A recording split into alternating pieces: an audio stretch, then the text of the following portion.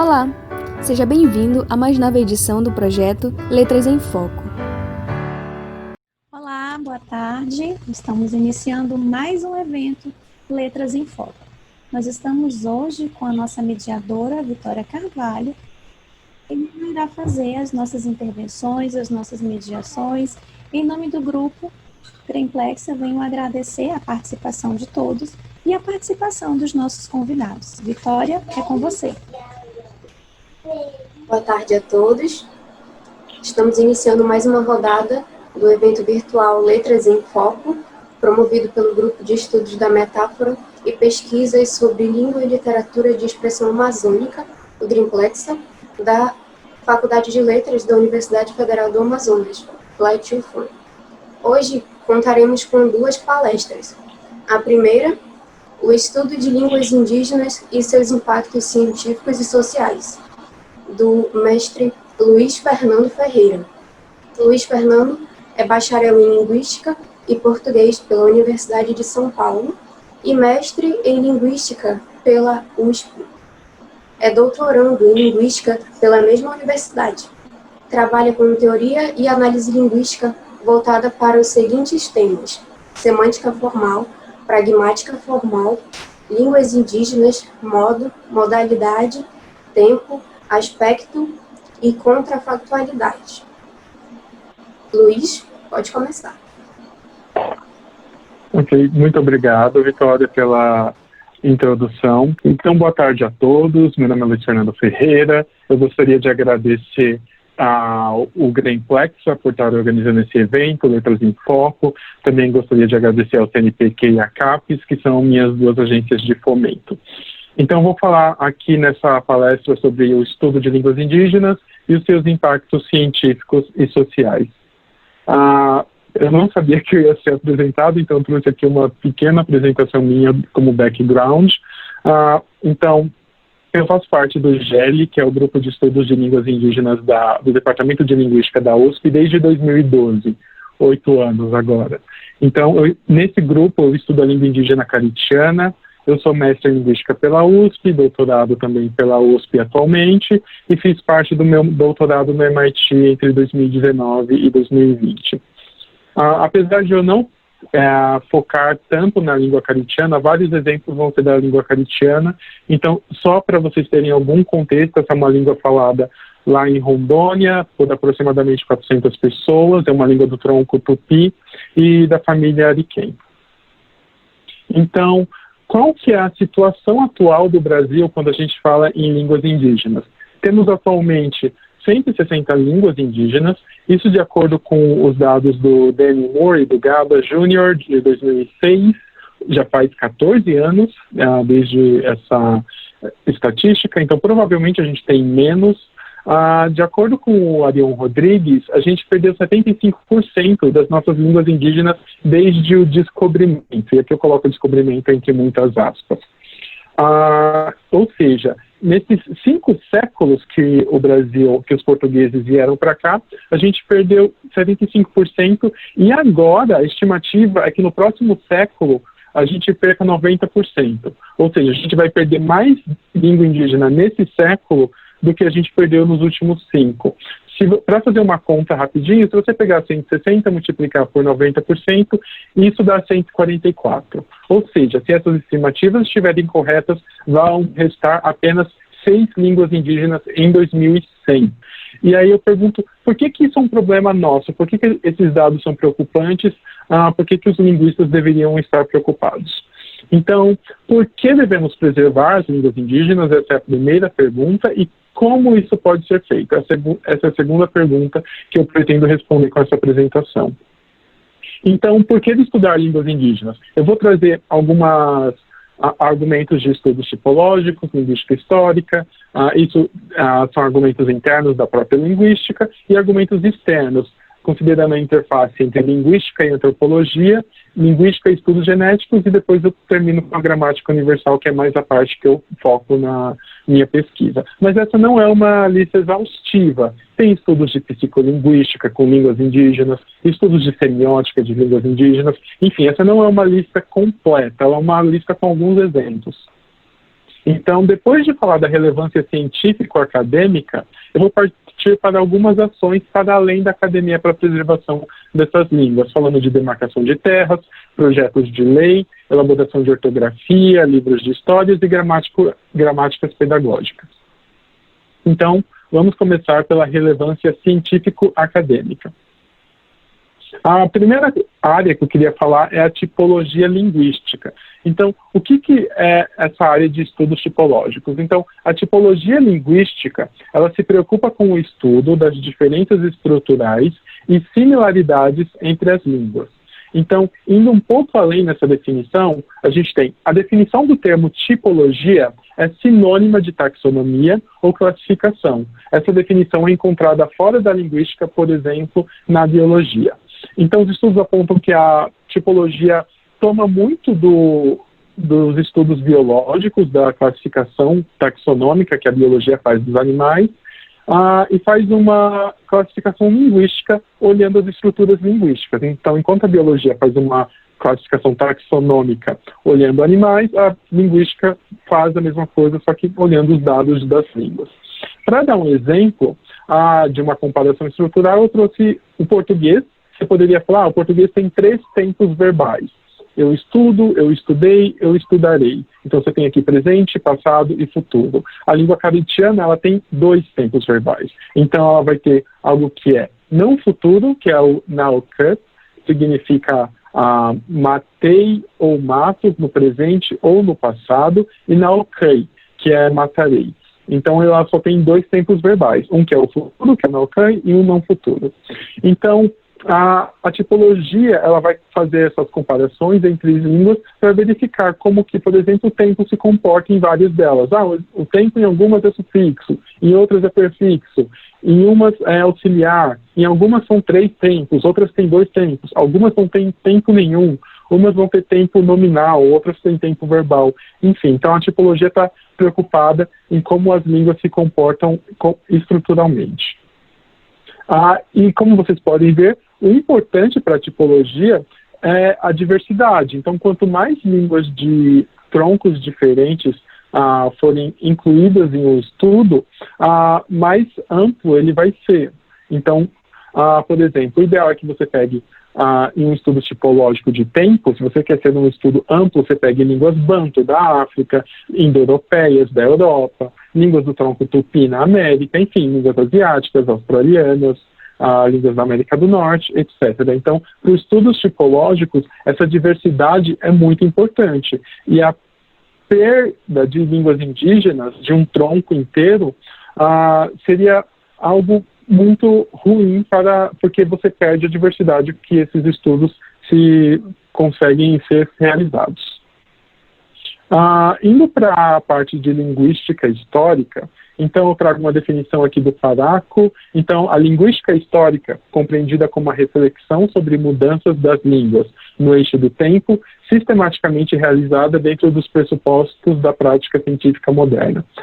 Essa definição ela é um pouco vaga, mas o que a linguística histórica vê é como que as línguas mudaram e faz uma classificação das línguas. Por exemplo, o português, o espanhol, o italiano e o francês. Se você comparar a palavra pai em todas essas línguas, por exemplo, pai, padre e pé, você vai ver alguma semelhança entre elas. Todas elas começam com PA, exceto o francês, e essas semelhanças ocorrem porque elas são línguas filhas da mesma língua, isso é, o latim. E essas semelhanças foram herdadas do latim, porque no latim a palavra pai era pater, ou seja, esse PA, que você verifica na grande maioria das línguas filhas, foi herdada da língua mãe. Então, a linguística histórica, ela faz essa comparação, classificação de línguas em grupos de famílias, com base na origem que elas tiveram. Então, aqui, o português, espanhol e italiano são línguas da mesma família, são línguas românicas, por causa que elas tiveram essa origem em comum. E você consegue reconstruir línguas das quais você não tem registro histórico. Por exemplo, se você comparar latim, grego e sânscrito, você percebe algumas semelhanças que fazem você postular que elas também tiveram uma origem comum, que é o chamado proto-indo-europeu. para quem esse proto indica que você não tem registro histórico. Essa língua ela é uma língua reconstruída através de dados que a gente tem acesso hoje, mas a gente não tem acesso direto a essa língua. Para vocês terem noção, os linguistas estão reconstruindo uma língua que foi falada há cerca de 3.500 anos antes de Cristo, ou seja, há muito tempo atrás, e o proto-indo-europeu seria a língua que deu origem a várias outras línguas, como as línguas românicas, francês, provençal, italiano, espanhol, português, catalão e romeno, o inglês, o alemão, o grego, o sânscrito, o persa, enfim, tem várias línguas que o indo-europeu deu origem. E esse método ele é utilizado para as línguas indígenas. Então, a gente consegue, atualmente, então a gente consegue comparar o Caritiana, que está aqui no canto, com o Suruí, com as línguas Tupi-Guarani, Aueti, Maué, e você percebe semelhanças entre elas, que da mesma forma que você percebe semelhanças entre português e francês, e aí você agrupa elas em famílias, e também em troncos. Então, a semelhança entre elas fizeram o Arion Rodrigues colocá-las dentro desse mesmo tronco linguístico, que é o tronco tupi. Então, o primeiro a estudar, né, o tronco tupi a postular, foi o Arion, e com essa proposta de que a análise comparativa das línguas atualmente permite chegar numa língua ancestral. Segundo ele, essa língua foi falada há 5.000 anos atrás, e ele tem alguns estudos, por exemplo, em que ele reconstrói quais teriam sido as consoantes do proto-tupi, que é esse que eu cito, mas não é o único, você pode ir atrás, ele vai ter exemplos de quais eram as vogais do proto-tupi, entre outras coisas. Então, o Arion ele deu esse grande passo inicial na reconstrução do proto-tupi, mas tem ainda muito para se fazer, tanto no proto-tupi quanto em outras proto-línguas que não são tupi, que são faladas aqui no Brasil. No entanto, essa reconstrução, como a gente viu, depende da comparação das línguas existentes hoje. Se as línguas fias deixarem de existir, como é o caso que está acontecendo, a velocidade com que as línguas estão desaparecendo pode comprometer e inviabilizar as pesquisas futuras. Ou seja, daqui a 100 anos, se a gente tiver apenas 6 línguas indígenas, pode ser que a área de linguística histórica venha a não ser tão produtiva porque você não tem mais dados para trabalhar. Esses dois argumentos, né, o argumento tanto da tipologia quanto o argumento da linguística histórica, são argumentos internos à nossa área, são argumentos linguísticos. Então, a gente gostaria que as línguas indígenas fossem preservadas para continuar os estudos tipológicos ou para continuar os estudos em linguística histórica. Porém, existem também argumentos externos, que é os que eu vou passar agora. Então, primeiro, vamos verificar os argumentos da linguística e antropologia.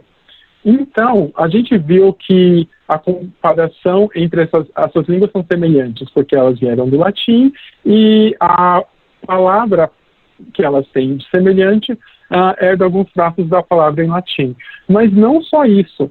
Se o latim tinha a palavra pater, tinha a palavra pai, é porque a figura paterna já existia na época que o latim era falado. E você fala, ok, mas essa conclusão é trivial porque a gente tem registro do latim, a gente tem documentos, então a gente sabe que a figura paterna existia.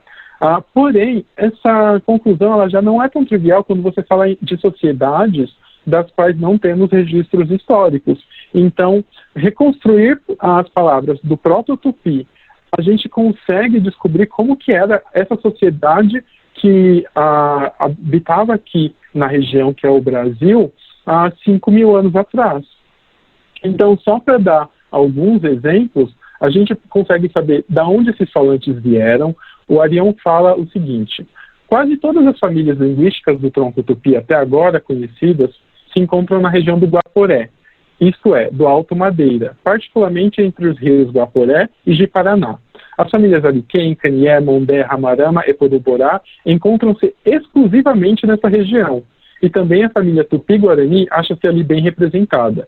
Esse fato sugere que talvez o centro da difusão do Proto-Tupi deva ser procurado na área do Guaporé. O que ele está falando aqui é que dessas línguas aqui representadas da família Tupi, a maior parte das famílias está na região entre aqui o rio Guaporé e o Ji-Paraná, que vocês podem ver nessa imagem, então a maior parte das famílias, e mesmo as famílias que não estão aqui, por exemplo, a família Tupi-Guarani está na costa do Brasil, mas a família Tupi-Guarani também tem várias línguas nessa região. Então ele fala, muito provável, os falantes do Proto-Tupi são originários dessa região, é daqui que eles saíram.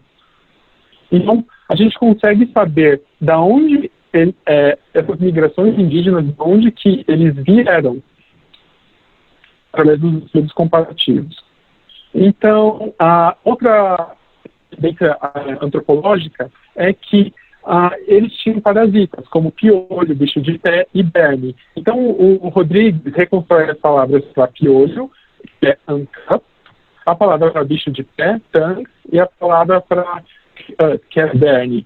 Ou seja, ele fala, se o Proto-Tupi tinha essas palavras, isso significa que os falantes tinham esses problemas, eles sofriam com esses parasitas. E os dados arqueológicos, evidências arqueológicas, confirmam isso. Então, você tem essa cabeça aqui, ela estava no museu do Rio de Janeiro, que pegou fogo, eu não sei se ela ainda existe, mas uma cabeça mumificada de um indígena amazônico, e aqui você percebe que tem lêndias, ou seja, é evidente de que eles tinham parasitas também há muitos anos atrás. Ou seja, as evidências arqueológicas confirmam as evidências que as propostas linguísticas. E aí você fala, ok, então eu tenho dados arqueológicos e linguísticos que um pode corroborar o outro. Mas tem alguns casos que você só consegue chegar numa proposta através dos dados linguísticos, porque tem coisas que não são preservadas através de fósseis, enfim, não deixa resquícios materiais. Esse é um exemplo de relações familiares. Por exemplo, a Storrs propõe que alguma protolíngua antes do Caritiana, como o Caritiana tem um sistema dravidiano de nomenclatura, uma protolíngua antes do Caritiana, provavelmente o Proto-Tupi ou uma intermediária, que tenha tido o sistema dravidiano. Para quem não conhece esse sistema, é um sistema em que você só pode casar, ele define as relações de casamento. Então você só pode casar com seus primos, que são filhos do seu tio, irmão do seu pai, ou da sua tia, irmã da sua mãe. Então, a irmã da sua mãe é sua parente, mas o irmão da sua mãe não é. Então, você não... enquanto que o irmão do seu pai é seu parente e a irmã do seu pai não é. Isso vai definir as relações do casamento. Então, os filhos dos seus tios, que não são seus parentes, são aqueles que são ideais para você casar. E aí ela fala, bom, muito provavelmente os falantes do Proto-Tupi tinham esse sistema, porque a gente acha resquício dele comparando as línguas filhas. Outra relevância antropológica, Rodrigues chega à conclusão de que eles tinham agricultura. Então ele fala que é possível perceber que eles tinham agricultura porque você acha léxico para plantas cultiváveis, como mandioca, abóbora e batata doce, e você também consegue reconstruir léxico para instrumentos de agricultura, como roça, pau de cavar, machado, etc. Então, tudo isso, a gente está falando da América há 5.000 anos atrás, não tem nenhum documento, nenhum registro histórico. Então, a gente está descobrindo como essas sociedades funcionavam através dos dados linguísticos. E agora eu vou passar para a linguística e genética. Então, saiu esse ano uma matéria na Folha de São Paulo dizendo o seguinte: a partir do DNA, cientistas mapeiam 2.000 anos de rotas migratórias dos índios no Brasil. Ancestrais dos Guaranis e Tupis partiram de onde fica a atual Rondônia e teriam seguido 2 caminhos diferentes. Essa matéria é de 13 de janeiro de 2020. Ou seja, eles estão publicando agora, com dados genéticos, algo que o Arion já tinha falado nos anos 60, ou seja, há quase 80 anos atrás, a gente chegou a uma conclusão com os dados linguísticos que agora a genética está chegando na mesma conclusão, 80 anos depois da gente. E eles reconhecem a linguística? Sim. Aqui, eles falam que os estudos genéticos baseados em marcadores uniparentais são consistentes com os dados linguísticos que indicam a parte norte da Amazônia como o centro da diversificação tupi, que é essa região aqui, que é aquela de Rondônia, onde vocês têm os Caritiana, o Suruí, etc. Quem que foi o pai dessa ideia, né, de fazer uma comparação entre genética e língua? Por incrível que pareça, foi Darwin, no conhecido livro Origem das Espécies. Ele fala o seguinte: se possuíssemos um pedigree perfeito da humanidade, um rearranjo genealógico das raças dos homens daria a melhor classificação de várias línguas faladas atualmente pelo mundo. Ou seja, ele quer fazer uma comparação entre a nossa ascendência e as línguas. Então a gente conseguiria mapear como que as línguas se desenvolveram, vendo como as populações também se desenvolveram. Para tentar deixar um pouquinho mais claro essa ideia, seria o seguinte: se dois grupos descendem de um ancestral comum, a língua deles provavelmente descende da língua desse grupo ancestral. Então, se eu tenho um grupo B e um grupo C, e ambos descenderam de A, provavelmente a língua de B e a língua de C também descendeu do grupo de A. Então, resumindo a proposta do Darwin, então, se você compara, por exemplo, a genética do Caritiana e do Suruí e do Caro, eles têm que ter uma genética semelhante, porque eles vieram da mesma população, essa proto-tupi que falava essa língua. Então, os dados linguísticos devem corroborar dos dados genéticos. Então, já teve 2 trabalhos genéticos para testar essa hipótese, pegando dados de populações amazônicas, e a conclusão que eles chegaram é que não tem aparentemente os dados linguísticos não corroboram tão bem assim os dados genéticos. E aí eles trazem 2 motivos que talvez sejam as razões para isso acontecer. O primeiro motivo é que genes, eles são transmitidos verticalmente. Então, você só herda a genética dos seus pais. Enquanto que uma língua, ela pode ser transmitida verticalmente também. Você pode herdar a língua dos seus pais, mas ela pode ser transmitida horizontalmente. Então, vamos supor que 2 etnias estão em guerra e uma acaba vencendo e pegando as crianças. Essas crianças vão falar a língua da etnia que venceu, só que os genes vão ser dos pais. Ou seja, isso seria uma das razões para os dados linguísticos não corroborarem os dados genéticos, porque a língua ela pode ser transmitida de outras formas que não é pelo seu pai.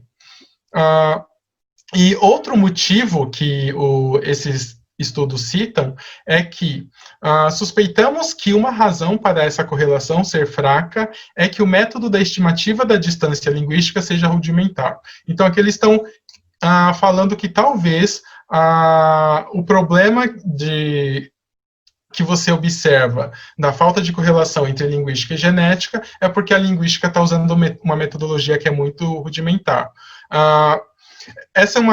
A gente tem que avaliar se essa é uma crítica válida à nossa área, se realmente os métodos que a gente está usando... É uma oportunidade da gente rever os nossos métodos e ver, por exemplo, se eles são os melhores. Mas, apesar dessa crítica, uma coisa que esses geneticistas falam um objetivo futuro da nossa pesquisa é envolver linguistas na construção de testes e mecanismos de coevolução. Ou seja, o que eles querem é colaborar com linguistas para tentar chegar a um teste que veja essa coevolução entre língua e entre a genética de certas populações. Então, talvez seja um campo novo que a gente possa tentar investir em colaborar com outras áreas para verificar até onde a gente consegue colaborar com os nossos estudos. E para terminar essa parte da relevância, eu vou falar um pouco da gramática universal, que é aquela que foi proposta pelo Chomsky nos anos 60, de que toda língua teria como suplemento, como base, uma gramática universal. Para dar um exemplo, essa gramática seria apenas uma estrutura, que você vê aqui representada nesse slide em amarelo, e os falantes de uma língua, todos eles já teriam essa estrutura, e eles só teriam que adquirir o léxico de cada língua. Por exemplo, um falante de português teria a criança comeu a banana, um falante do inglês the kid ate the banana, um falante do francês l'enfant mangeait la banane, e um do espanhol el niño comió el plátano. Então, o que você vê aqui que essas línguas usariam um léxico diferente, mas a estrutura seria basicamente a mesma. Isso explicaria vários fatos. Por exemplo, como que uma criança ela aprende tão rápido? Ela aprende rápido porque ela tem uma estrutura gramatical, ela só precisa adquirir o léxico. Por que as crianças nunca cometem certos erros, erros estruturais? Porque a estrutura já está lá. Ou como sabemos coisas que não sabemos que sabemos? Ele pergunta para falantes algumas coisas e o falante fala, não, essa sentença é ruim, essa sentença é boa, só que ele nunca foi ensinado em relação à gramaticalidade dessas sentenças. Ele fala que isso é por causa que a estrutura já estaria lá.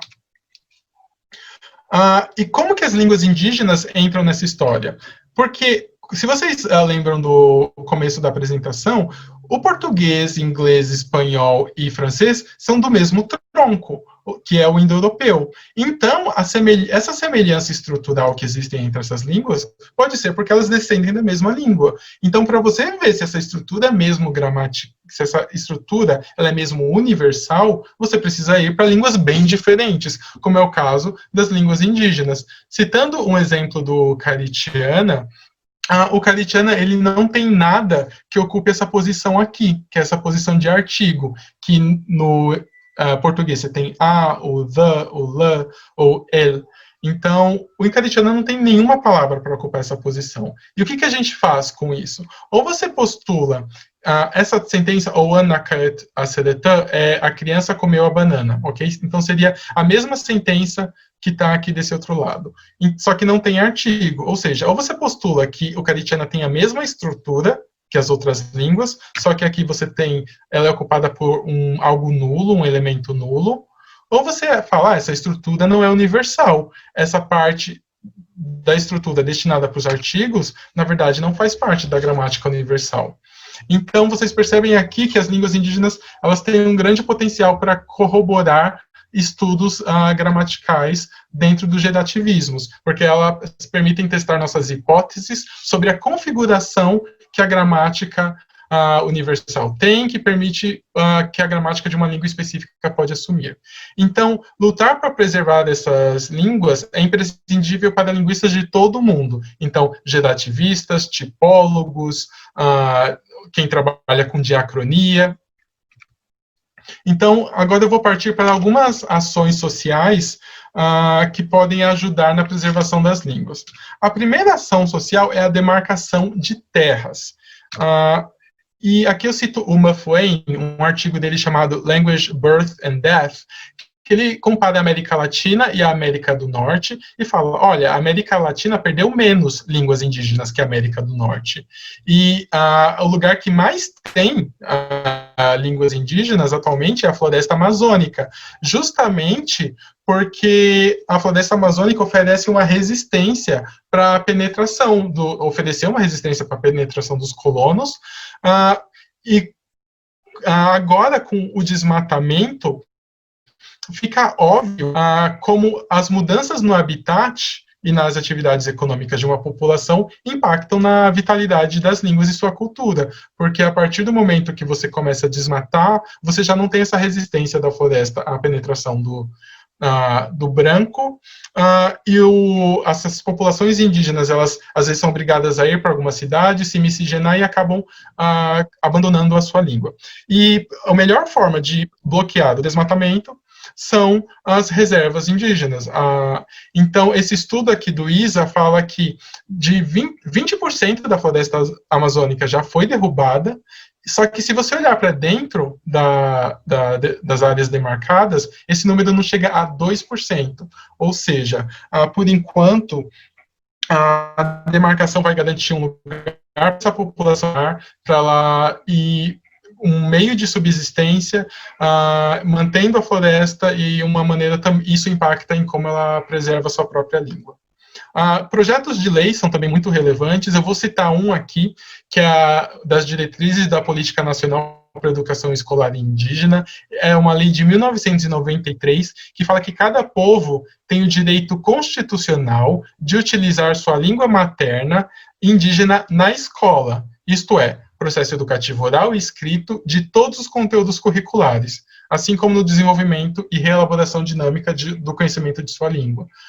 Então, assim, a lei é uma lei boa, só que ela não basta, porque como que você fala que toda a população indígena tem direito de ter a educação na sua língua, se, atualmente, a maior parte das línguas não tem uma boa descrição? Então, você tem 21% sem descrição nenhuma, 28% pouco descritas, 38,3% com alguma descrição e apenas 11% das línguas com uma boa descrição. Então, não adianta você falar que as populações têm esse direito se elas não têm material para fazer esse processo educativo. Então, direito à educação bilíngue. Apenas uma lei não é suficiente para que haja ensino bilíngue na escola. Na prática, é necessário criar sistemas de escrita para as línguas que não possuem e criar gramáticas para as línguas que não têm. E quem pode ajudá-los a fazer isso são os linguistas. Para falar um pouco de ortografia, a gente costuma ver quais são os sons dessa língua, gravando, analisando, num programa conhecido como PRAAT, né, que é o mais conhecido. Você consegue determinar, avaliando as ondas sonoras, quais são os sons especificamente. Você determina vendo quais distinguem significado ou não. Por exemplo, G e T são sons do português porque distinguem significado. Falar gato ou tato é algo diferente, enquanto o th não é um português porque não distingue. Falar tia ou fia não faz diferença. Então, você tem que encontrar essas vogais e consoantes e definir letras para cada uma delas. Eu trago aqui o estudo da Storto, na qual ela fala quais são as vogais do Caritiana. Então, ela fala, olha, pi e pá distinguem significado. Pi é medo e pá é caminho, ou seja, i e a são vogais. O, e também distinguem significado. Então, também são vogais do Caritiana. Então, ela chama essas 5 vogais, a, e, i, o, e aí, ela tem que escolher um som para representar o a. Então, ela escolhe Y. A Caritiana, por exemplo, não tem U. Então, por exemplo, G, que é cupim, vai ser escrito com Y. Então, você tem que criar esse sistema. Outra coisa, o Caritiana vai ter uma parada glotal, por exemplo, but que a Storto decide representar, com um apóstrofe. Então, but Então, você tem que estar preparado para encontrar sons que não são que você não tem na sua língua, e você vai ter que achar uma forma de representá-los para a ortografia dessas línguas indígenas. E, a partir disso, implementar uma cartilha.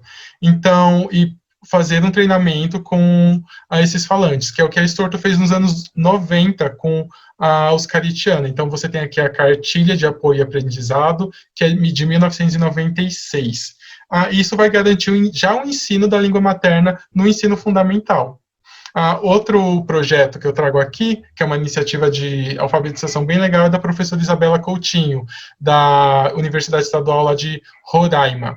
Ela tem desenvolvido materiais de alfabetização para o povo Iequana e para o povo Macuxi, que são materiais bem bonitos. E após você já ter uma ortografia e que os falantes estejam treinados, é importante você ter uma literatura para que para que eles possam usar na escola e ler nessa língua. Por exemplo, um projeto que eu estou trabalhando agora, em conjunto com a professora Ana Miller, é na tradução de uma série de histórias do povo Caritiana, contadas pelo Pajé, que é esse material aqui, que ainda é um manuscrito. E isso vai garantir que eles consigam ler na língua deles as histórias que são tradicionais do povo. Além disso, é necessário desenvolver materiais pedagógicos. Aqui também eu cito do Caritiana o dicionários, um léxico verbal e um léxico de plantas e animais, que também foram desenvolvidos exceto o dicionário do Landim, que é lá da UNB, esses dois são daqui do grupo de pesquisas da USP. Aí você tem que descrever, tem que preparar esses materiais tendo em base as descrições linguísticas, ou seja, a gramática dessa língua. Por isso que você precisa fazer uma descrição anterior. Então, você sabe que, por exemplo, o português tem futuro, presente e pretérito, mas o Caritiana, se você for ver, você tem esse I, que representa futuro, e esse T, que representa presente. Só que a língua não tem uma diferença morfológica entre presente e pretérito. Então, uma gramática que traga pedagógica, que fale, o futuro é assim, o presente é assim, o pretérito é assim, ela estaria incorreta, porque essa língua não tem presente e pretérito. Ela teria que trazer que a língua tem um futuro e um não futuro. E assim, todo esse trabalho, ele ia garantir o ensino da língua materna, a aplicação daquela lei que a gente viu no começo, e contribuir para preservar as línguas indígenas nas novas gerações. Considerações finais. Então, da mesma forma que os biólogos atuam em iniciativas de preservação de espécies em risco de extinção, um linguista deveria tomar para si a responsabilidade de iniciativas para preservar línguas em risco de extinção. E eu espero ter mostrado com essa apresentação como que os linguistas podem atuar ajudando na preservação dessas línguas e qual que é o impacto que essas línguas têm para a ciência. Essas são as minhas referências. Bom, e para quem tiver interesse, as reuniões do GERI, elas são abertas e ocorrem às quartas-feiras das 14 às 15, e para quem tiver interesse mais na gramática do Caritiana, vai ter um episódio do Babel, que é um podcast sobre línguas diversas, só sobre o Caritiana, em que vou abordar vários aspectos da gramática. Então, obrigado. Muito obrigada, Luiz. Agora eu passo a palavra ao nosso outro palestrante, o professor doutor Alex Vicentim Vilas Boas, no Heterologia, um diálogo entre teologia e literatura a partir de Michel de Certeau. O professor Alex é bacharel em teologia pelo Instituto Superior de Teologia João Paulo II, em São Paulo. É mestre em teologia pela Pontifícia Universidade Católica de São Paulo, doutor em teologia pela Pontifícia Universidade Católica do Rio de Janeiro, pós-gregoriano de Roma, presidente da ALALIT, Associação Latino-Americana de Literatura e Teologia, Seção Brasil, membro fundador do Centro de Estudos Literários, Fenômeno Religioso e Artes, Celta Unicamp. Atualmente é coordenador científico e investigador principal do CITER, Centro de Investigação em Teologia e Estudos de Religião da Universidade Católica Portuguesa, em Lisboa, e professor de hermenêutica de textos religiosos na Universidade Católica Portuguesa, também em Lisboa, além de exercer livre docência em ética teológica pela Pontifícia Universidade Católica de São Paulo.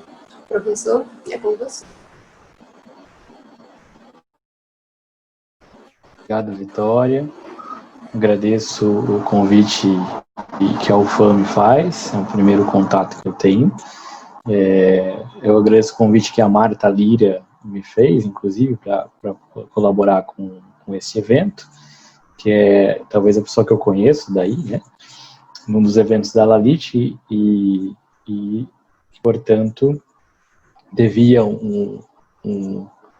uma conversa com a Marta já há tempos, né, e espero, assim, poder atender ao pedido que ela me fez, e vendo a programação, que infelizmente eu não consigo acompanhar, mas vendo a programação, me parece ser um evento muitíssimo interessante, e assim como a conferência do professor Luiz anteriormente, achei fantástica, achei muito, muito interessante.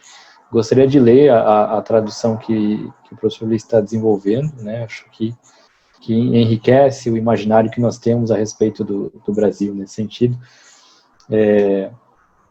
E de modo particular, eu agradeço a Vitória pelo todo o cuidado que ela teve de me contatar, de me ajudar a fazer essa transição. Eu, minutos antes de começar o evento, eu estava exatamente fazendo a organização de um evento com vários participantes que pesquisam em teologia e literatura do Brasil. Sendo eu coordenador do evento, não tinha como fechar e sair e deixar todo mundo. Então, obrigado pela sensibilidade de ajudar a fazer essa transição do Atlântico para Manaus, né, imediatamente. E salvou a diferença de fuso horário, né, nesse sentido, que o evento teoricamente era no mesmo horário, sem considerar que havia um fuso horário. Então, obrigado pelo cuidado todo, Vitória.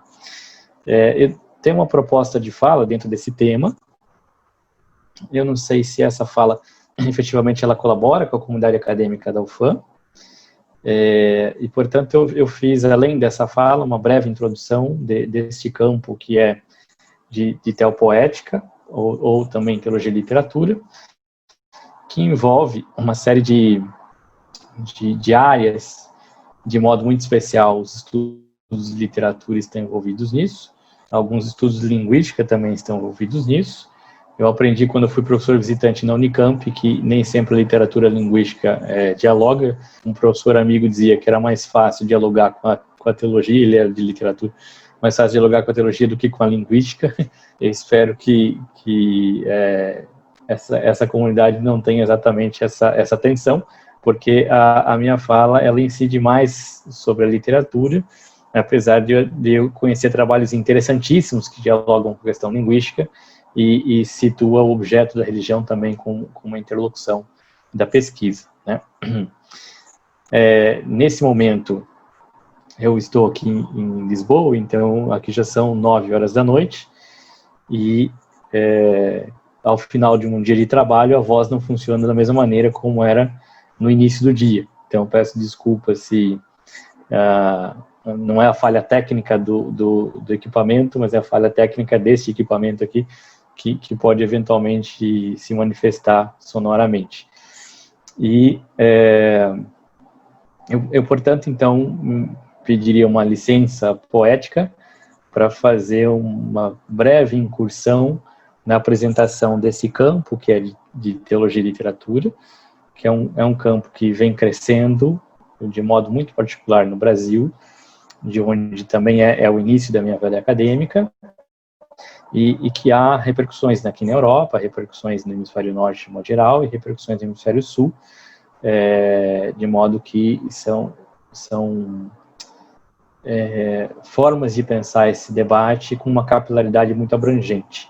Atualmente, por exemplo, há uma aluna que faz o seu doutorado na Universidade Católica de Moçambique, em que ela discute essa relação teologia e literatura, sendo a primeira aluna mulher que faz um debate de teologia e literatura com a primeira escritora moçambicana, né? Então, há uma forma de pensar a questão teológica e religiosa que talvez seja pouco convencional naquilo que a gente tem como um imaginário da questão religiosa e, portanto, queria apresentar possibilidades disso antes de ir diretamente ao tema, né, se assim vocês me permitirem, que penso que pode enriquecer mais a comunidade nesse momento no evento. Deixa eu ver se eu consigo fazer o share, se eu preciso de permissão, aparentemente sim. Então, ok, vou fazer a partilha da tela. Aqui é só uma foto do autor que eu tenho trabalhado ultimamente e que vou trabalhar por algum tempo, mas eu vou diretamente, então, fazer uma apresentação desse campo de trabalho. A ALALIT, que é a Associação Latino-Americana de Literatura e Teologia, foi criada em 2006, na qual boa parte dos membros fundadores vem da literatura, vem das letras, e alguns interessados em teologia inicialmente faziam essa interlocução. E o cenário mudou bastante, né? Hoje há muita gente em várias áreas. E além da seção ALALIT, que nasce com 3 países, que é o Brasil, o Chile e a Argentina, o Brasil teve a necessidade de fazer uma organização nacional e criamos a seção Brasil desde 2018, na qual, como ainda tem um vínculo com a PUC Paraná, na qual também eu trabalhei. Eu sou o atual presidente até 2021, e há um outro grupo de trabalho que é desde 2008, esse da Sociedade de Teologia e Ciências da Religião. São os dois grupos mais numerosos que abrigam interessados nessa pesquisa em teologia e literatura, majoritariamente presente os estudiosos de literatura, assim como de teologia, mas também de outras áreas, né? E só para ter uma ideia de abrangência, nós temos no Brasil, aqui tem 14, mas tem mais 2 novos, tem 14 grupos de pesquisa em teologia e literatura. Nem todos são da teologia, alguns são da literatura, mas em todos os grupos há pessoas da literatura e também da linguística. E algumas sessões de trabalho, grupos de trabalho ligadas às associações da área de Ciências da Religião e Teologia, conforme está escrito na CAPES. Também tem grupos aqui ligados a associações europeias. Mas é interessante quando a gente compara os outros grupos de teologia e literatura no mundo afora, que atualmente, quanto grupos organizados e registrados nas suas respectivas instituições de avaliação e tal, são 17. Então, só no Brasil há 16, no mundo tem 17. De modo que a comunidade brasileira que dialoga teologia e literatura, ou objeto da religião vinculado ao objeto literário, da arte também, da cinematografia, do teatro, é uma comunidade bastante expressiva e bastante respeitada entre os outros países. Alguns veículos de comunicação desses resultados de pesquisa. A Teoliterária é essa revista que nos pertence aqui no Brasil, do qual eu sou ainda um dos editores-chefes. É uma revista A2, e ela vale para todas as áreas a partir de agora, se tudo der certo, né, conforme for a proposta que foi feita à CAPES, de reconhecer o qualis das revistas de áreas diferentes. E eu queria apresentar alguns dados relativos à historiografia ou arqueologia desse processo. Antônio Manzato é o primeiro autor no Brasil que publica essa obra de teologia e literatura dialogando com o Jorge Amado. O Manzato foi meu orientador de mestrado já há algum tempo. Há pouco houve uma comemoração dos 25 anos, né, da obra do Antônio Manzato.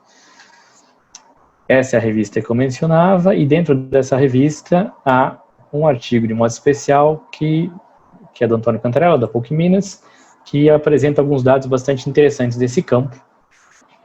A começar dos dados de 2017, que dizem respeito à quantidade e produção da Teoliterária. Então, em 2017 ele computava 129 pesquisadores, sendo esses 72% doutores, portanto 3/4, e já um total de 1.175 títulos, sem contar dissertações e teses. Há aqui um processo de crescimento, depois uma diminuição do número de pessoas interessadas, e 2017 para frente parece haver uma retomada do crescimento, portanto indica uma comunidade que se organiza dentro dessa temática. Aqui, as áreas interessadas nesse debate, vejam que, majoritariamente, a área de letras é a área mais interessada nesse debate de teologia e literatura, seguido da teologia, depois ciência da religião, filosofia e outras áreas. Majoritariamente também uma presença massiva de artigos que compõem esse universo de pesquisa, também pelo fato de haver alguns veículos específicos para isso, no Brasil um deles pelo menos, e também há uma presença de livros que começa a ser crescente nesse momento. Aqui é uma questão dos autores que mais publicam, o tipo de publicação que há e tal. Isso tudo eu posso disponibilizar para vocês e fica disponível para quem tem interesse em estar participando do evento. Aqui um indicativo interessante, né, vinham crescendo de publicações, em 2010 ela tem uma queda, a partir da criação da Teoliterária ela volta e não só supera o ritmo de crescimento que há nesse tipo de publicação no Brasil, e sendo uma revista A2, são publicações bastante qualificadas nesse sentido. E um dado interessante também é que havia uma expressiva publicação em anais de congressos, e depois a gente começa a perceber uma diminuição desses anais, e efetivamente é possível entender que esses comunidades parciais, esses resultados parciais se tornam depois publicações mais efetivas. Então, são livros, são capítulos, são artigos, o que indica essa continuidade, né, da pesquisa. E os temas que são os mais pesquisados no campo de teologia e literatura. Então, primeiramente a Bíblia, analisada como literatura, depois Guimarães Rosa, Adélia Prado, Clarice Lispector, Machado de Assis, Saramago, Drummond, Fernando Pessoa, Jorge Lima e Borges. Há uma segunda listagem de um top 24, né, esse será um top 10, um top 24 de uma segunda lista de os temas mais interessados. Há autores nacionais, autores considerados clássicos, autores antigos, autores que dialogam com a literatura, não necessariamente são autores literários, né, mas há uma abrangência bem grande, isso só da comunidade brasileira, né. E trabalhos teóricos que têm sido produzidos, em que se discute essa interface entre teologia e literatura. Nós estamos exatamente fazendo um debate agora, é um seminário que envolve os 16 grupos de pesquisa, e, portanto, tem aí um número bastante abrangente de pesquisadores considerados referências, né, no assunto da área. Um seminário que vai ter bastante interesse para quem quer iniciar a pesquisa em teologia e literatura, e caso haja interesse de pessoas da UFAM, teríamos todo o prazer em inserir nesse seminário. Aqui são possíveis tipos ou modelos de leitura da produção intelpoética. Então, uma primeira temática que é bastante criticada e que praticamente agora é um ponto pacífico, é de não ter uma relação de subordinação ou de subserviência da literatura em relação à teologia. Portanto, agora outras temáticas, outros modelos de leitura e de pesquisa se desenvolvem, superando essa relação ancilar, né, da literatura em relação à teologia. Então, tem destaque de temas religiosos para conexões superficiais, mas que também inicialmente são superficiais, mas podem ter uma abrangência arqueológica de outros níveis de profundidade.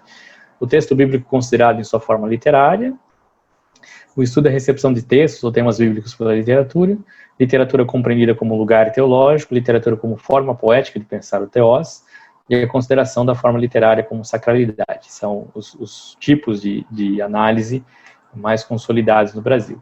Aqui eu deixo um indicativo de um mini curso que eu fiz, na verdade, nessa tentativa de aproximar a comunidade acadêmica da comunidade geral, que é uma introdução e um resumo desse trabalho que eu publiquei em 2016, e que é de acesso gratuito, fazer esse curso online. Quem tiver interesse, depois pelo acesso aos slides, consegue tranquilamente também aceder o curso, né?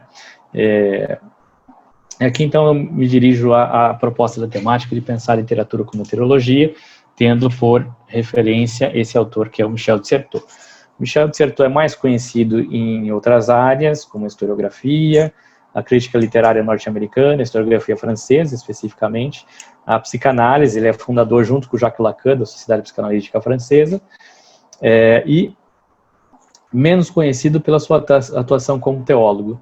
De modo bastante particular, ele acaba se tornando mais famoso nesse momento, porque é um personagem religioso que tem agora bastante foco midiático, que é o Papa Francisco. Um ano atrás ele disse que para ele o teólogo mais importante era o Michel de Certeau, e portanto ele acaba então sendo revisitado. Eu já era leitor de Michel de Certeau antes do Francisco fazer essa afirmação, mas há uma busca então renovada pelo interesse do Certeau. Eu coloco aqui junto ao lado do Certeau o Foucault, que é o mais conhecido, o Agamben, que é um autor contemporâneo, porque o Certeau ele está fazendo um diálogo muito próximo ao Michel Foucault, na arqueologia que o Foucault faz, a arqueologia do saber, e ao mesmo tempo no papel que a literatura tem como contra-episteme em relação aos discursos determinantes do que seria a epistemologia de cada época, né? Ele fala de uma época, então, de uma certa episteme da Renascença, na qual a palavra e as coisas coincidem. Depois tem uma episteme clássica, na qual tem uma referência mais metafísica, cartesiana do conhecimento, e depois a episteme moderna, de um corte mais empírico, né? E a literatura teria um papel, então, de ser confrontante dessa episteme. Episteme em Foucault não coincide com epistemologia. Episteme tem a ver com o discurso determinante do que é conhecimento. E a literatura teria um papel, então, de ser uma contracorrente dessa tendência política de definir o que é o conhecimento. No entanto, o Foucault, em determinado momento depois, ele acredita que a literatura perde esse papel, porque ela também acaba sendo cooptada pelo mercado e se torna, portanto, um objeto de veiculação, né, do fetiche do capital, enfim, e ele deixa de acreditar nesse papel da literatura. Já o Certeau, ele continua acreditando no papel da literatura, e ele trabalha ela como teologia, que a gente vai trabalhar daqui a pouco, mas o fato do Certeau acreditar no papel da literatura é porque ele faz uma análise um tanto quanto distinta da análise do Michel Foucault, no que diz respeito às práticas discursivas e às práticas sociais, no sentido em que o Foucault vai elaborar uma compreensão de que há estratégias institucionais de impor as suas práticas narrativas e, consequentemente, as práticas sociais implicadas nessas práticas narrativas, e para o Foucault o confrontamento disso era um confrontamento direto.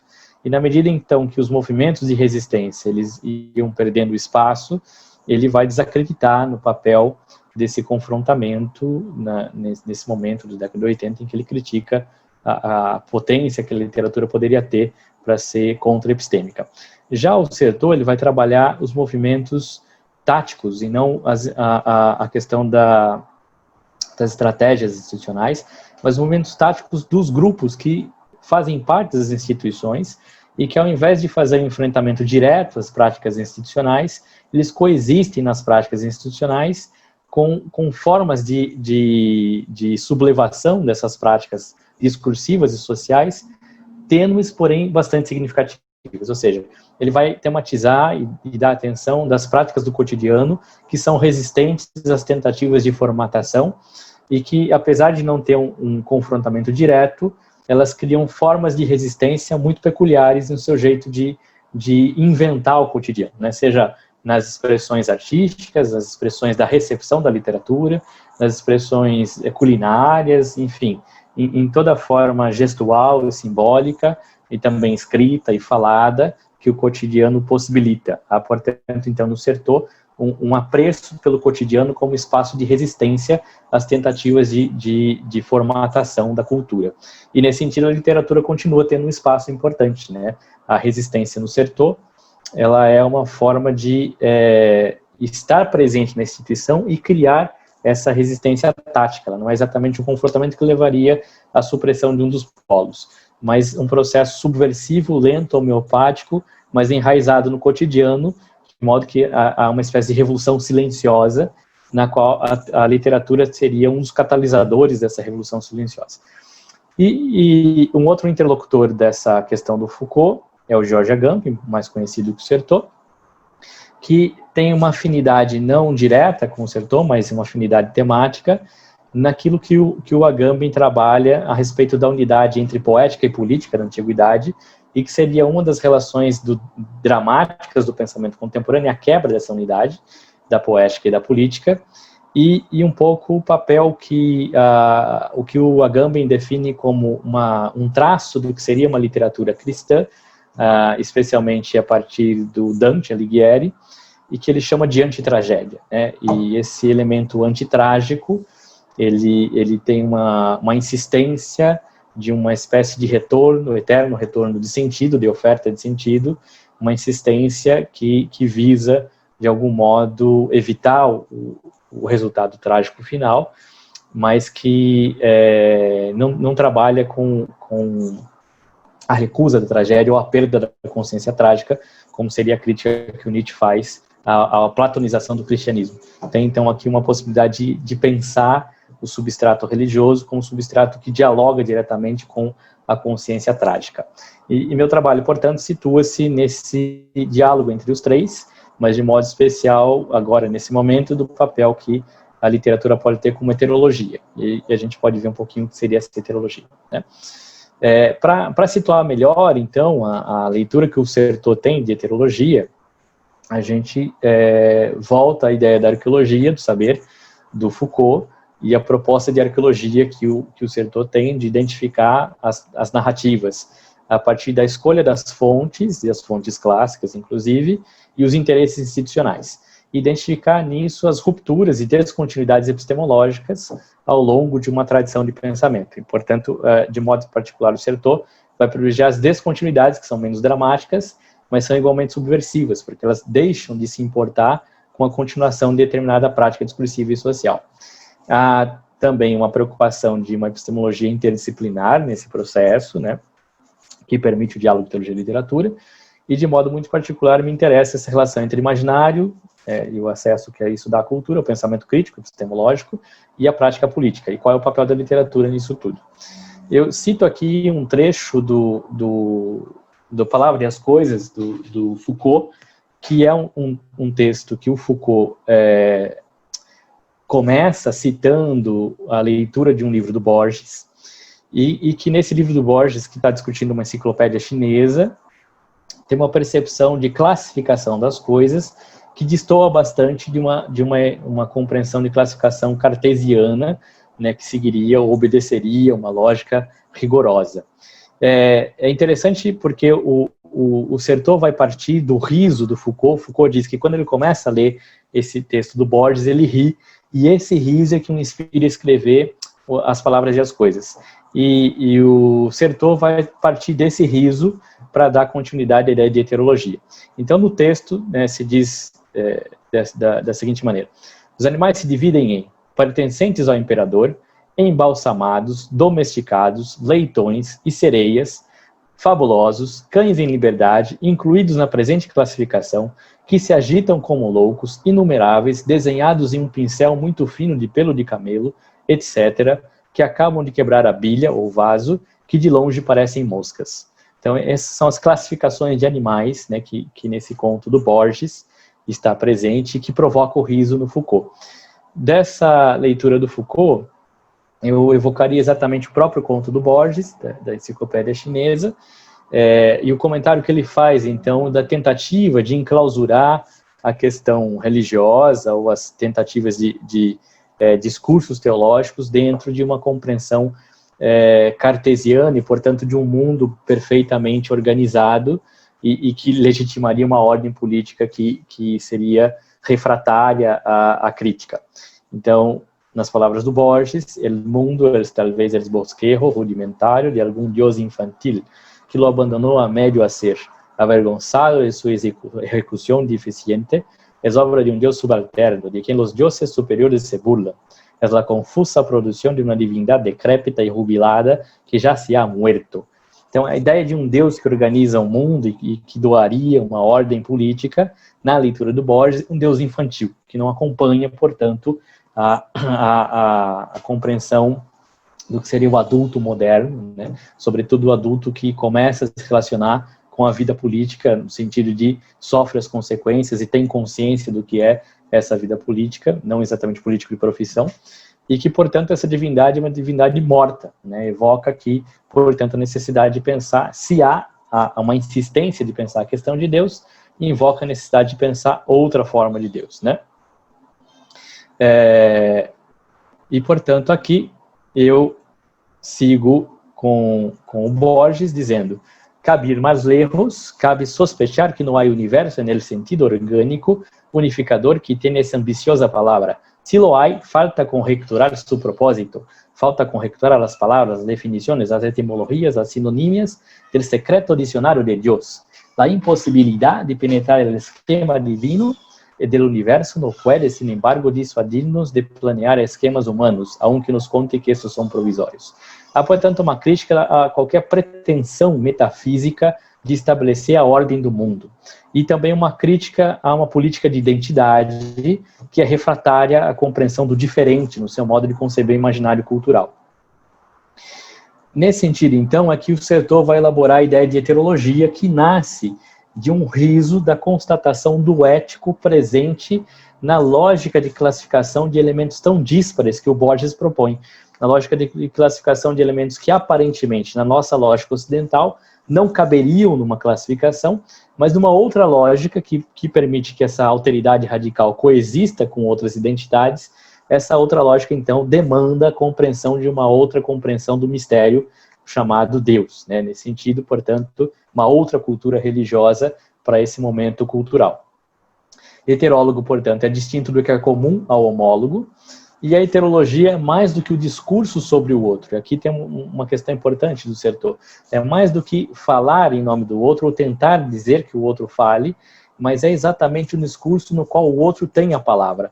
É o discurso, portanto, em que se corre o risco de dar a palavra ao outro. E por isso a literatura ela tem esse papel fundamental, que é deixar o outro falar, deixar essa polifonia da realidade, essa ambiguidade da realidade, ser um exercício aproximativo da experiência de deixar o outro ter o direito à palavra, que é um risco, né? Mas é um risco necessário. Nesse sentido, então, o discurso não é um objeto, mas o discurso é um sujeito. É um sujeito que, portanto, tem que ser atendido eticamente, né? Na tensão entre o sujeito de fala e o objeto de análise, ao privilégio do discurso como um sujeito. E, portanto, que demanda essa sensibilidade ética. Esse sujeito, portanto, tem essa palavra livre, tem o direito ao risco dessa palavra livre, que nós podemos discordar, mas é importante que ele tenha o direito à palavra. A história, ela identifica fatos e testemunhos sobre um outro que permanece mudo, portanto, a análise historiográfica é também a análise daquilo que não foi falado, e a análise daquilo que não teve direito de fala, e a literatura é exatamente esse contraponto da historiografia que insistentemente tentou dar, né, a voz a esse outro esquecido da historiografia. Portanto, a literatura tem uma função crítica, que é dar a palavra, ausente, porém um pressuposto, e tem uma função ética, que é inserir a alteridade como elemento familiar. A literatura tem, portanto, essa função de doar uma consciência de comum entre as diferenças. E ela se dá mais propriamente nesse processo, porque ela é capaz de incorporar a linguagem do cotidiano como linguagem por excelência, né? Aqui tem na Fábula Mística, que é uma obra mais conhecida do Certeau, tem uma aplicação dessa questão dentro dessa lenda eucarística. Eu acabei me perdendo no controle do tempo. Se alguém puder me dizer quanto tempo nós temos ainda, só para me organizar na fala, me ajudaria, por favor. Essa lenda eucarística, então, ele faz uma leitura do que seria esse elemento heterológico, que estaria presente nos místicos. O místico, por excelência, é alguém que não se organiza pela obediência, ele se organiza pela liberdade.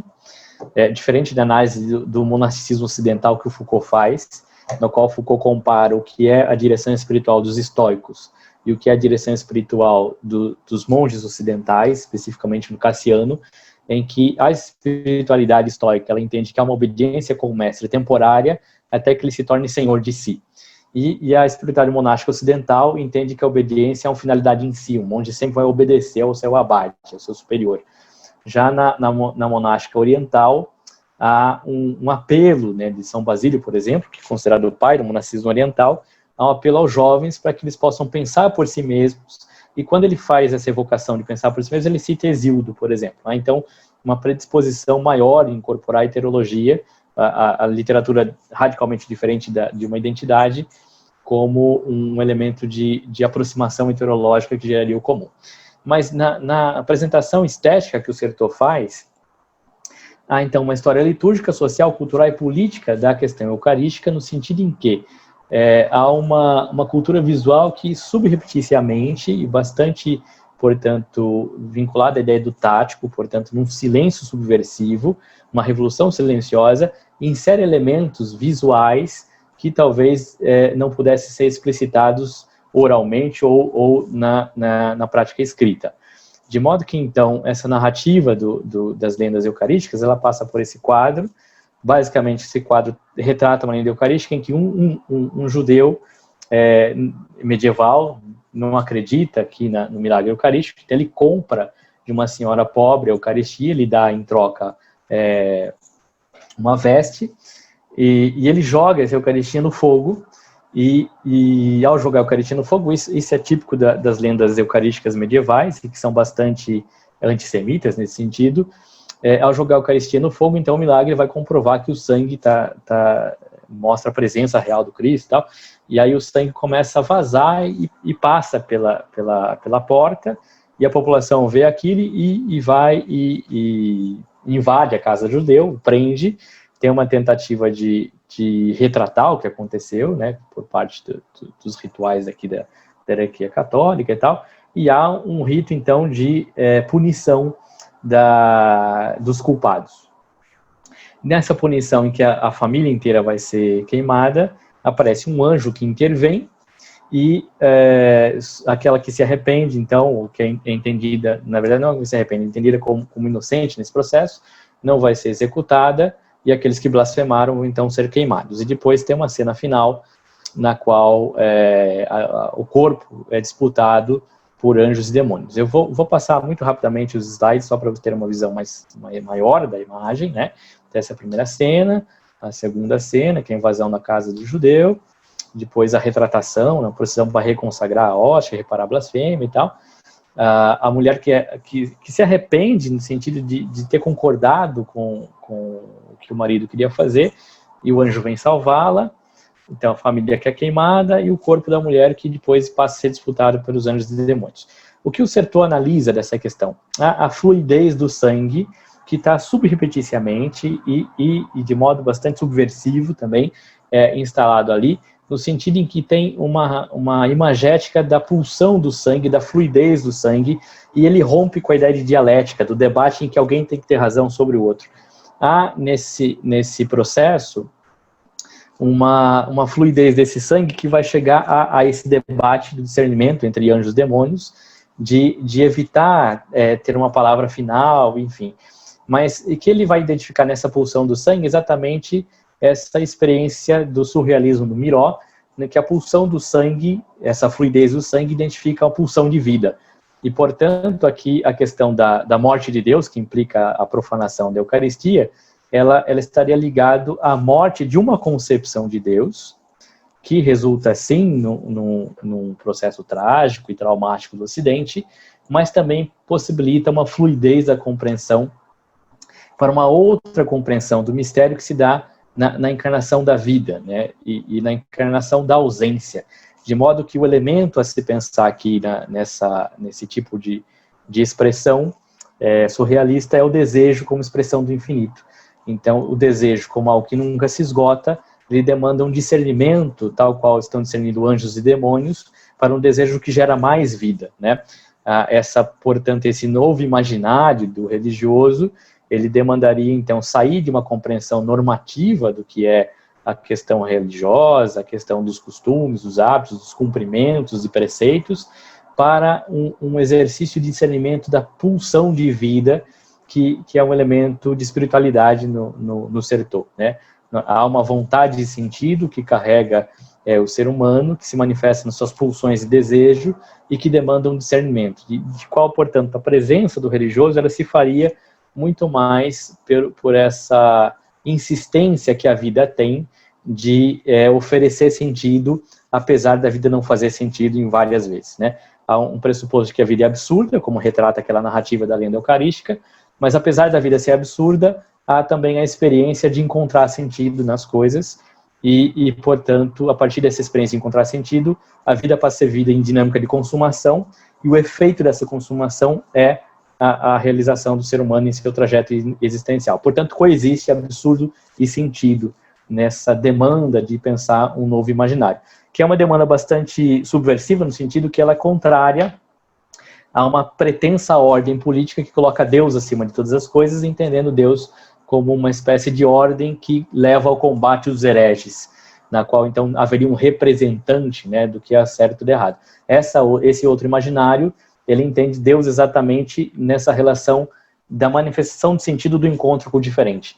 Evocando aqui uma passagem do Levinas, Deus está presente mais próximo do outro do que de mim, e, portanto, é na aproximação respeitosa da diferença é que eu encontro a manifestação desse excesso de sentido que nós poderíamos chamar como tradicionalmente se chamou Deus, nessa questão, né? Então, isso seria um pouco a apresentação da fala, no sentido de que a questão aqui é de imaginário religioso que seja possível como alternativa à manipulação das questões religiosas, evocando essa unidade poética e política, especialmente a tragédia, e as tentativas de antitragédia no sentido de manifestações do papel de esperança, né? Só para evocar aqui o que o Agamben fala do Dante, no eu poético do Dante, o Dante morre no inferno, e apesar do inferno, há um itinerário, né? Na Idade Média, ainda para alguns hoje, e para o inferno não tem saída, e para o purgatório talvez tenha uma esperança, mas para o inferno não tem saída. E o eu poético do Dante vai para o inferno, ele escala o purgatório e chega ao céu. Mas o interessante é a ordem política que o Dante coloca no inferno, porque a primeira ordem de pecado, né, o primeiro ciclo, e portanto o primeiro círculo do inferno é o pecado da luxúria.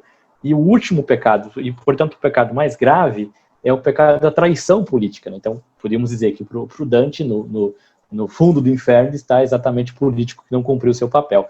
E nos discursos que são discursos mais rigoristas da religião e que tentam utilizar a religião como forma de justificação política, chamamos isso de teodiceia, quando Deus justifica os processos políticos, há exatamente uma inversão, ou seja, os pecados que dizem respeito à questão do controle moral, do controle da sexualidade, tradicionalmente chamado luxúria, acabam ocupando um papel mais forte para exatamente obnubilar, né, essa crítica do problema político implicado em tradições teológicas alternativas. De modo que é um modelo pensar antitragédia, de evidenciar o quanto colocar os pecados aqui no sentido de transgressões, as transgressões de ordem pessoal ganham uma retórica mais importante que as transgressões de ordem política, né? Colocar a família acima de um país ou um modelo de família, ou mesmo a ideia de um governo que se vê como responsável para cuidar da família, em nome da família, ele desmonta todo um estado de bem-estar social. Há, portanto, aqui uma narrativa religiosa e teológica alternativa e que precisa ser reconhecida nesse imaginário em transição, que é o imaginário de uma religiosidade tradicional no mundo que muda radicalmente o nosso mundo contemporâneo, né? Essa mudança de época que está presente aqui. No entanto, há elementos dessa mudança de época, no que diz respeito à questão teológica e religiosa, que já estão presentes no mundo anterior, no mundo antigo, mas que não tiveram a mesma visibilidade, não tiveram a possibilidade de visibilidade e voz, mas atuaram taticamente como crítica instalada nos próximos processos institucionais, né?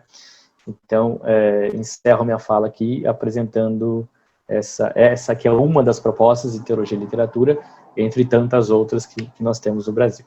Espero que possa ter colaborado com o seminário. Obrigado. Nós que agradecemos a sua participação, professor. A palestra foi excelente, assim como a palestra do Luiz. E agora eu abro para as perguntas. Quem tiver, fique à vontade para mandar pelo chat ou pelo áudio. No curso, professor, no curso de Língua e Literatura Portuguesa, licenciatura, lá na UFAM, nós trabalhamos com algumas obras que retratam um pouco dessa questão teológica dentro da literatura, e a sua fala final com relação ao governo, que fala dessas questões moralistas, mas relacionadas à religião, mas faz tudo ao contrário, é muito o que nós estamos vivendo atualmente no cenário político aqui no Brasil. E eu até lembrei de um auto que a gente costuma ler em literatura portuguesa, auto do Gil Vicente, auto da Barca do Inferno. Ele critica bastante isso, é um dos meus textos preferidos dele. Eu lembrei disso. E é interessante também o Alto da Glória, no qual no Alto da Barca do Inferno tem uma perspectiva de salvação dos pretensamente condenados, né, pelas instituições religiosas. No Alto da Glória, a condenação se dá exatamente a esses representantes de instituições religiosas. É muito interessante, né, o modo como o Gil Vicente trabalha esse teatro do mundo, esse teatro escatológico e tal. E Luiz, tem uma parte da sua apresentação que você fala do casamento na cultura indígena, e eles casam entre parentes, é isso? Desculpa, eu não sei se eu entendi direito essa parte, você poderia comentar mais a respeito? A parte que eu falei é das relações dravidianas, né? Que é a parte...